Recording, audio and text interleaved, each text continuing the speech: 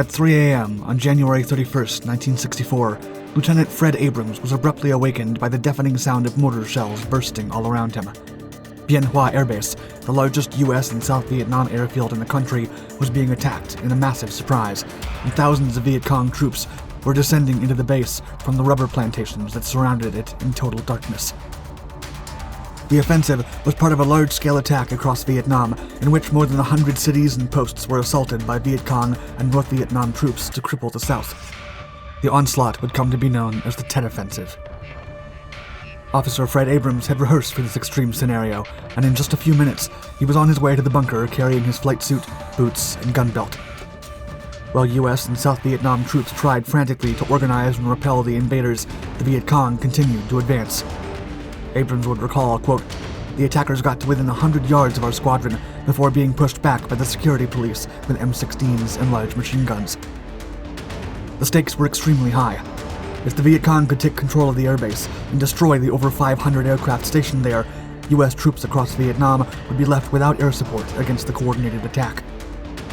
Thus, Abrams and other F-100 pilots and their crews desperately tried to clean the runways from the rubble and debris caused by the initial mortar strikes, as they needed to get in the air as soon as possible if the less than 500 soldiers hoped to stop the thousands of Viet Cong forces surrounding the base.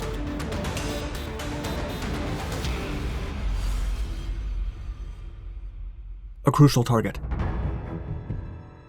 When planning the Tet Offensive, the North Vietnamese knew that capturing the Hoa Air Base and the military complex around it was crucial to achieving their objective of completely crippling U.S. operations in the country, as the Hoa Long Binh facility had become the leading U.S. and South Vietnamese military base by 1968.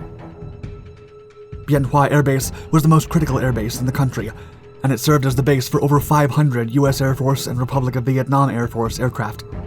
At the same time, Long Binh Post was the U.S. Army's most extensive logistics base, the control center of the 2nd Field Force, Vietnam, the 199th Light Infantry Brigade, and the 12th Aviation Group, and home to over 20,000 U.S. personnel deployed across the country. Moreover, the nearby city of Bien Hoa was the headquarters of the Army of the Republic of Vietnam and the site of a prominent prisoner of war camp. The plan was to strike at night in a furtive assault that would take pilots by surprise. If they managed to take control of both runways before the pilots made it to their aircraft, their superior numbers would allow them to overwhelm the base. However, the attack was not a complete surprise, as the U.S. 199th Infantry Brigade had collected information on an imminent assault on Long Binh several weeks before the Tet Offensive, based on human intelligence and ground radar data. As a result, long-range reconnaissance patrols were positioned north of Long Binh and were able to identify several enemy troops approaching before the night's assault. Night assault. At 3 a.m. on January 31st, 1964, as the mortars began to hit Bien Hoa Air Base, 2 North Vietnamese battalions from the 274th Regiment emerged from a rubber plantation 500 yards east of the edge of the base. North Vietnam spies inside the airbase provided thorough information about the base outline and defense systems. Thus, the Viet Cong focused their attack on Bunker 10, an old French concrete bunker on the eastern perimeter, hitting it with rocket grenades and mortar fire. The offensive forces knew the commanding officer would be at that bunker in the event of an attack, and they wanted to disrupt the chain of command to hurl the defensive soldiers into chaos. However, the security police inside Bunker 10 and adjacent bunkers valiantly fought back, keeping the invaders at bay and preventing them from penetrating the base. Amid the desperate effort to hold back the Viet Cong hordes, Lieutenant Fred Abrams and other pilots attempted to reach their F-100 aircraft to provide air support, but both runways had been blocked by debris from the initial mortar attacks, and they had to clear the airstrips while avoiding enemy fire. Still, the enemy had taken control of the area at the end of the landing strips, making the cleaning effort close to impossible. Moreover, Viet Cong snipers had taken control of a water tower nearby, making it even harder for the pilots to take off. As the sun rose over Vietnam, numerous AH-1 Cobra gunships from the 334th Assault Helicopter Company joined the defense, spurting the invading troops at the ends of the runways with rocket and machine gun fire. The helicopter counteroffensive caused several fires in the jungle around the base, forcing many North Vietnam troops to break apart in disarray. Still, the disjointed enemy strikes would continue for several hours, and U.S. and South Vietnamese troops became entangled in a close-range encounter in an area close to the end of the runways. With the enemy position weakened by the helicopter assaults, the pilot crews could now clear the runways. Eventually, Abrams and another experienced F-100 boarded their aircraft and prepared to bring air support to the defensive efforts. Now the issue was where and how to deploy a good strike, as friendly troops were very close to target units, and the slightest lack of precision would be catastrophic. It was time to put the F-100s to good use. An aircraft fit for the task.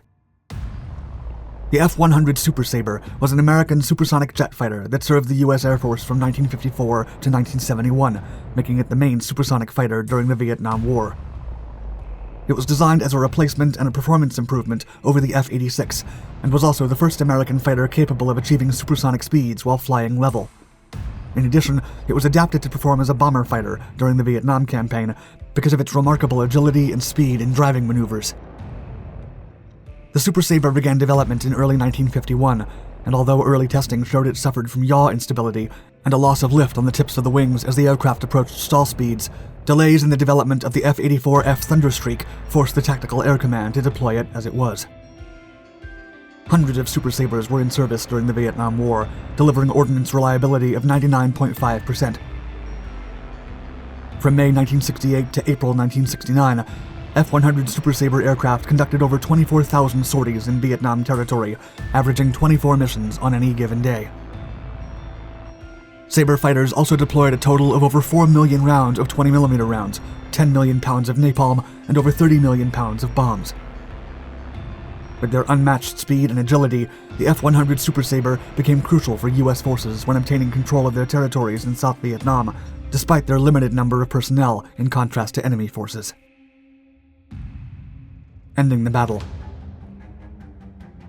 At 4:45 p.m., Lieutenant Fred Abrams and a fellow F-100 pilot were ordered to strike the amassing enemy forces located close to the airstrips at Hoa Air Base. AH-1 Cobra helicopters had kept the enemy at bay for several hours now, but the offensive wouldn't yield. U.S. command delayed the strike as much as possible as they were concerned about possible friendly fire. In a letter home, Abrams describes the situation, quote, "They were very hesitant about an airstrike because the troops were so close to the target and there was absolutely no margin for error. Friendly troops marked their location with colored smoke. Still, it was tough to see from above amid all the chaos and continuous fire." On their first round, both pilots swooped in and dropped a payload of napalm over the target, trying as hard as they could to avoid the smoke-marked position of their allies. However, they were also consistently fired upon by enemy troops. The moment was difficult for Abrams, and he would later recall, quote, "Since I've been here, I've only been scared once, and that was when I was napalming this afternoon. Not because of the VC shooting at me, but afraid I might miss by a few feet." After both napalm strikes, the two pilots performed 2 additional bombing passes, each achieving bullseye accuracy. The F-100 strikes were devastating for the Viet Cong troops, who immediately suffered massive casualties. Astonishingly, no U.S. or South Vietnam personnel suffered any collateral damage from the sorties. As the napalm obliterated one of the enemy's largest groups, the rest fell back and retreated into the jungle.